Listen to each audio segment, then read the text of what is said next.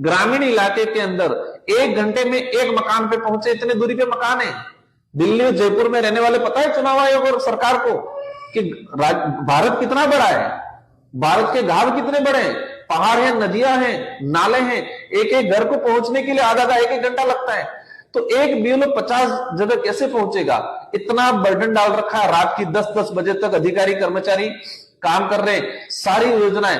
और इस सरकार में और इस साल में कोविड से भी भयंकर महामारी आई है, वो सरकार महामारी लाई है एसआईआर के रूप में, और सरकार की अन्य प्रचारक जो नीति लाई है वो। कोविड में स्कूलों का बच्चा बिगड़ा, उस समय स्कूल बंद रही, लेकिन आज स्कूल खुली है, बच्चा जा रहा है, लेकिन सारे के सारे टीचर एसआईआर में लगे हुए।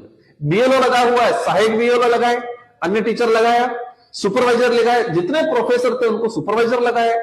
तो सारा का सारा एक एक ब्लॉक, मतलब एक एक उपखंड कार्यालय में 600, 700, 700 कर्मचारी लगे हैं। इसमें से अधिकतर एजुकेशन डिपार्टमेंट से।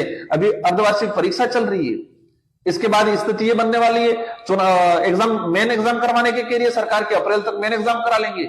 इस बार कोरोना से भी भयंकर महामारी आई है, और वो सबसे ज्यादा प्रभाव एजुकेशन डिपार्टमेंट पे पड़ा है। बच्चों की एजुकेशन की पढ़ाई स्तर खत्म हो चुका है बिल्कुल, क्योंकि टीचर पढ़ा ही नहीं पाए, आज पढ़ा ही नहीं पा रहे। बीएलओ इतना डरे हुए हैं, हम देख रहे हैं अभी तक जानकारी में आया पूरे देश में एसआईआर को लेके काम करते हुए लगभग 18 से 19 बीएलओ की जान चली गई है।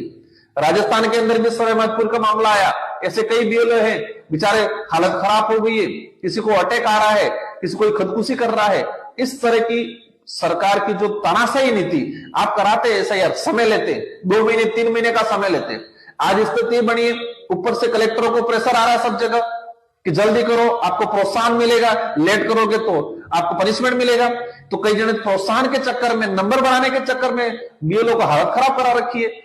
तो ये जिस तरीके से एसआईआर को लेकर पूरा देश में चलाया जा रहा है, वो कहीं न कहीं एक तानाशाही नीति का परिणाम, हमें दुष्परिणाम जो नजर आ रहा है। और इसमें सरकार को सोचना चाहिए, उसका टाइम एक्सटेंशन देना चाहिए, और जो वर्कलोड है इसको कम करना चाहिए।